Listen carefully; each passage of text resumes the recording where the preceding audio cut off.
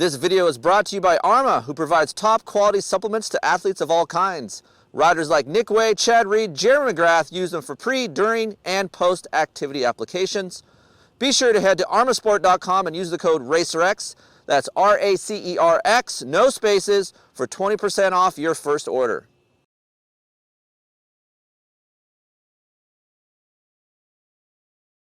What's up, everybody? Welcome to RacerXOnline.com. I am Kris Keefer.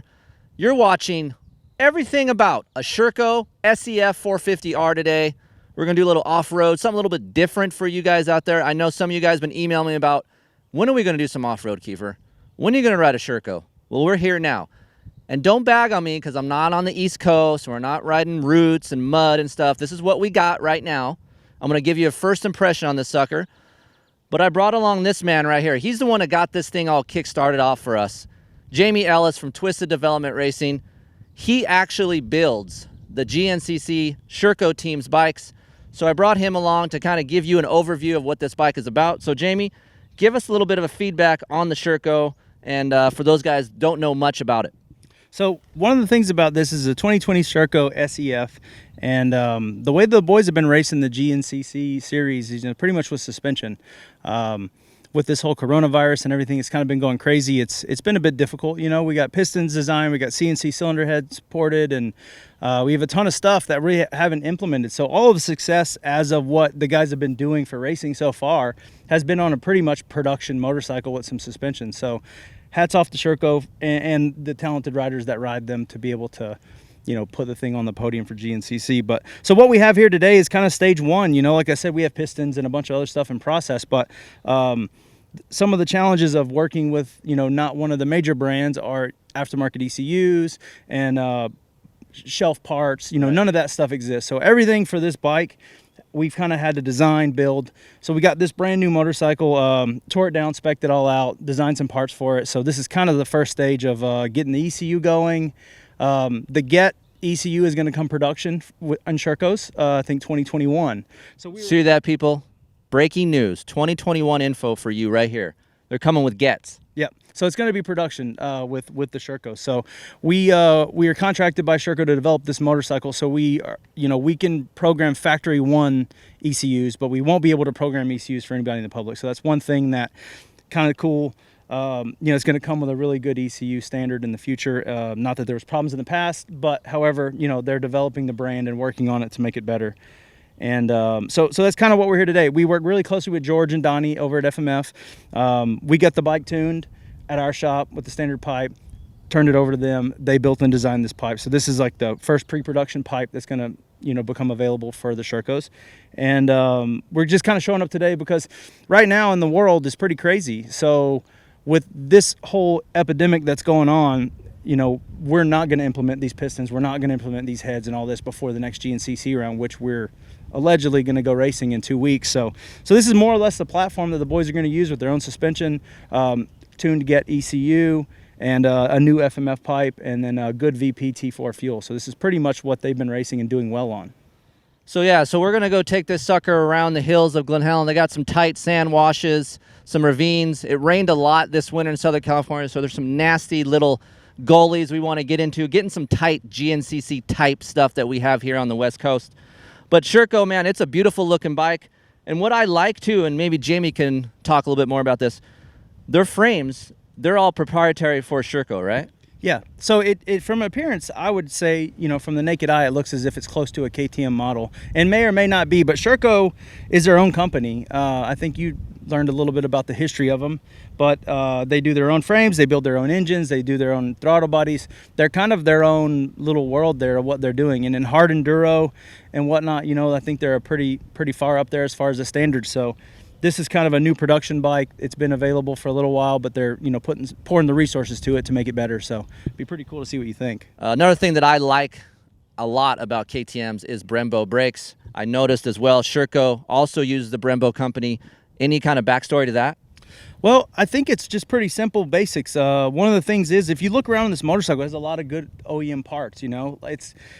I believe it would be the fact that there are a French company there's a lot of vendors around France that KTM is currently using, like Brembo and Vertex pistons and stuff like that. So all of the OEM parts are kind of look like they're pulling from the same manufacturing pool of what KTM is, but it's a European company. Those resources are available. So I think you're going to the more you look around this thing, you'll see a lot of European spec parts. They're not necessarily KTM parts, but they're European companies that have provided good quality equipment that KTM's latched to and developed or whatever. But so there's a lot of really cool bits and pieces the more you look at these things.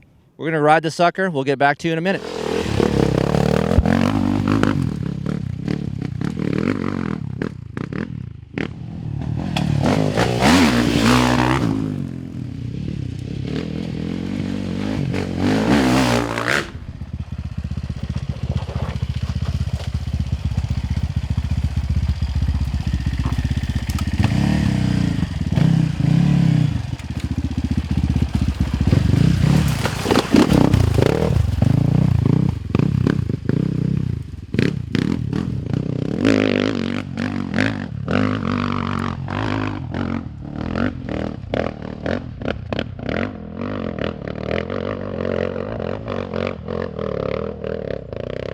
All right, we're back from riding this sucker, Sherco SEF-450R. A little bit different to ride, but about my buddy here, Michael Allen. He rides a lot more off-road than I do. I grew up racing off-road, but obviously I ride more moto. I'm more of a 70-30. 90-10. I say 70-30. But nonetheless, we both shared this bike today, went down some ravines, did a little off-road loop, a little bit of moto, not much. But overall experience for me, and I guess you and I can banter about back and forth with this, is to me the engine is very torquey feeling. It likes a lot of low-end feel. So for me, first and second gear is really usable in tight areas. I like that. But also on the flip side of that, first gear is what I like to call herky-jerky. It really, when I stab the throttle, it surges. And that is a kind of a problem for you. Right, like I was riding a tight ravine down there, and I may have fallen down some waterfalls. I don't know if we got that on camera, but yeah, he did. I think we got it. And the reason I fell going up them is I'm trying to slip the clutch a little bit, and it's so on-off that I'm having to slip the clutch instead of just let the motor do the work. So I think some of that we could change with gearing. I feel like I could be in second gear a lot of the times in the tight areas. It has that luggability to get me up. If you guys are familiar, if I can kind of give you guys a reference, it almost feels like a YZ450FX in first and second gear. Really luggable, luggable, is that a word? Luggable's a word. Luggable, and then has a lot of traction. But if you give it too much throttle, you get a lot of on-off pitching. So that is something that we are going to work on with Jamie. Jamie is actually working with us today. We're going to try to help the mapping situation. We're going to go over this bike a little bit more after this video and try to dial it in with Jamie. So that's kind of the reason why we're here, but we thought, why not do a video and kind of give you guys the once-over on the Sherco. For me, ergonomically, it feels like a KTM. It does. It has that Euro feel, kind of. Almost more like the older KTMs, I kind of feel like. The older ones were more Euro feeling. How old? 2010-ish. Okay. And like you said, the motor has really good bottom end, but it does sign off kind of quick. Yeah. So sitting on the bike, it has a nice, tall, flat seat. There's not a pocket in there. It has a lower bend bar, very easy to use controls. I'm really sensitive about throttle pull. I like a buttery, nice, soft, easy to pull throttle. This has that. Of course, brakes are amazing. To me, also, the clutch is a little bit on-off feeling as well for me. The engagement point was quite narrow, so something that we can work on with that. Suspension, it does have the WP Explorer fork, so there is an option with Sherco. When you go to the factory edition, you can have KYB suspension. This is the standard R edition, which comes with WP Explorer fork and shock. I've had some time on this. Obviously, you have as well. A little bit soft for a really aggressive riding, but easy to tune. On top, it has these nice adjusters that you can stiffen this sucker up a little bit. But anything, and you watch this in the video, anything with the small rocks, little edges, it picks that up really nice. And I guess I could say I have a lot of front-end traction feeling. This is more of a front-end steering kind of motorcycle, but you have more off-road experience in the rocks, so how does it feel to you? Like you said, in the little stuff, it soaks up the little rocks and little chatter really well. Like you said, when you push it hard, you do feel it dive a little bit deeper into the stroke.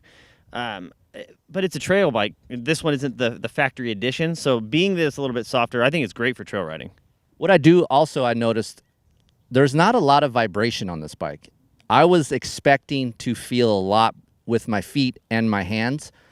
Honestly, it doesn't have a lot of vibration. I would even venture to say it has less vibration than a KTM. When I hop on a KTM, I feel a lot more through my pegs and my hands. So the Sherco has less of that, which I like. Obviously, I don't even know how to spell or even pronounce this handlebar. Oxia.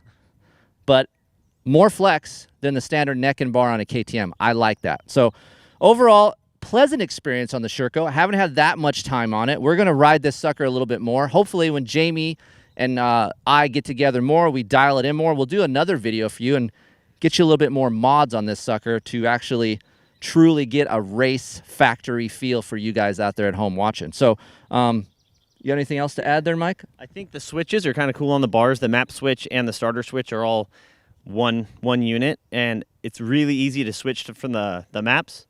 Jamie's going to be working on some different maps. Like we said, today he's getting even more information from us, and he can take that information and make this thing even better. Yeah, actually, it's pretty cool. The cluster over here by the throttle, the map switch is fairly easy to use, just swiping it left or right. You guys will do a close-up on this, but the starter button and the map switch is all on one side. This throttle housing is meant for a push-pull, but obviously only one cable. Just little unique things about this bike. I actually like the blue colorway a lot, and of course, having an FMF system doesn't hurt on this sucker as well. So another thing that I noticed kind of hauling myself around these tight little canyons, and you can attest more than me because you crashed more than me. I only crashed once. Yep. You crashed more. But it is a little bit heavy, not going to lie. And where the weight is placed on this sucker, it's a little bit high feeling. So when I go to corner, it has a lot of dive, feels top heavy, and it doesn't corner very easily. It kind of takes more input from the rider. Thoughts? Yeah, I mean, like you said, it's up high, so when you go to change direction really quick, it kind of feels like you have to put a lot of input to get it to go. Yeah, so maybe not so moto-friendly. If you can check me out on the motocross track, my corners are not up to par. But overall, to me, the weight does come into play when you are on a bed of rock or something loose. It feels planted. There is some positives to weight. It's just a matter of where and when it's going to be used, right? So when you get to somewhere tighter and you change the directions, that's when the sucker feels a little bit heavy. Something also unique to the Sherco brand, obviously it comes with Dunlop AT81 tires, but the front tire is a 90-90-21. A little bit different than most other off-road bikes, and you can feel that when you're going to side. Like I said, the thing weighs a little bit, right? So now you have this 90-90 on there, and to me, I would rather stick with an 80-121. I get a little bit more feel in the corner. So this 90-90 might be a little bit better on straight line stuff, but for me, I'd go back to an 80-121 front tire. All right, everybody, that wraps it up for the Sherco SEF-450R. We appreciate you watching these videos. We're going to do more of these. There's going to be more off-road videos. I'm involved now, so I like off-road. I live in the high des, so of course we're going to do some more off-road. But if you guys still like print, that is still available. Racer X print edition, 12 issues, very cheap. Go subscribe. It's worth it. Trust me, a lot of stuff in that magazine that you can't get on these videos. So go check that out. And of course, come back to racerxonline.com, and we'll be doing more of these suckers soon. See you on the next go-around.